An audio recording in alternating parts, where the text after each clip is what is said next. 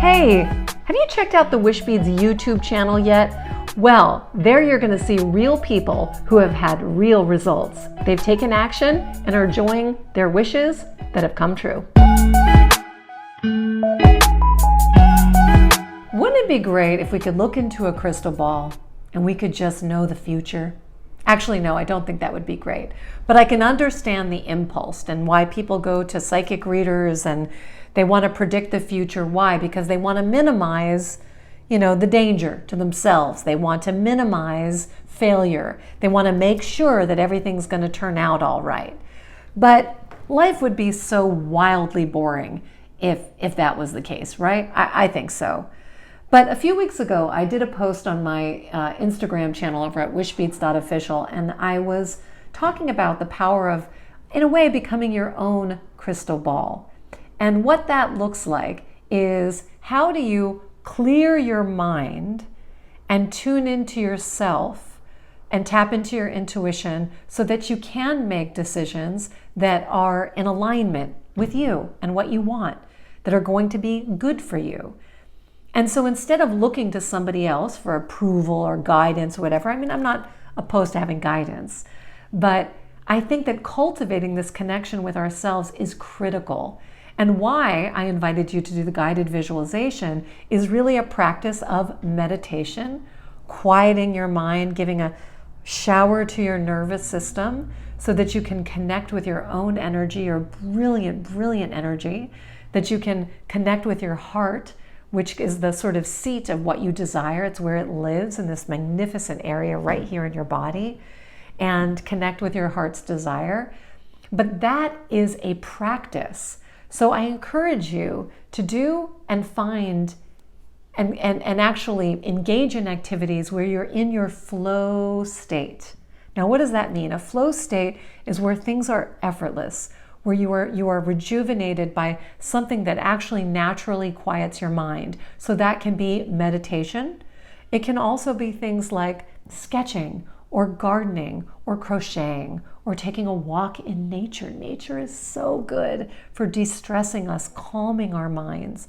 It could be reading a book. It could be cooking or baking. But you have, I would imagine, something that you do that is a place where you find your flow. And if you're someone who doesn't treat themselves to time in a flow state, then that's something that I encourage you to do. And we're going to be talking about recharging in just a moment. But finding your flow is getting to that place where you're engaging in those activities, where your thinking brain can rest, where you are actually engaged in potentially some creative experience, or you're engaging in different energy, like in nature. One exercise that is amazing that I do all the time is something called grounding, and it's quite simple. You just walk on the earth in your bare feet. You're allowing your skin to have contact with the earth and its natural rhythms, its energy.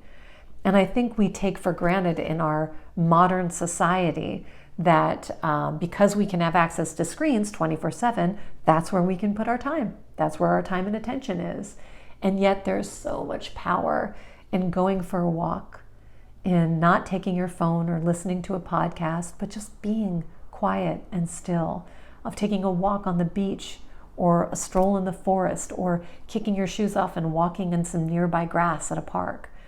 These are things that actually have a huge benefit to our nervous system. And so finding your flow is also a chance for you to get out of your thinking brain and into creativity. So just take a moment to be like, what are the things that I often long to do, but I do not put in my calendar? I just don't prioritize. And it's tricky. If you're a busy person, if you've got big goals that you want to do, but you're doing this class, you're saying yes to this making a wish happen in 60 days or less, and that's amazing. But part of this equation is learning how to find your flow so that you can develop this different relationship with your intuition, because I believe that those activities like walking in nature help you become a more intuitive person.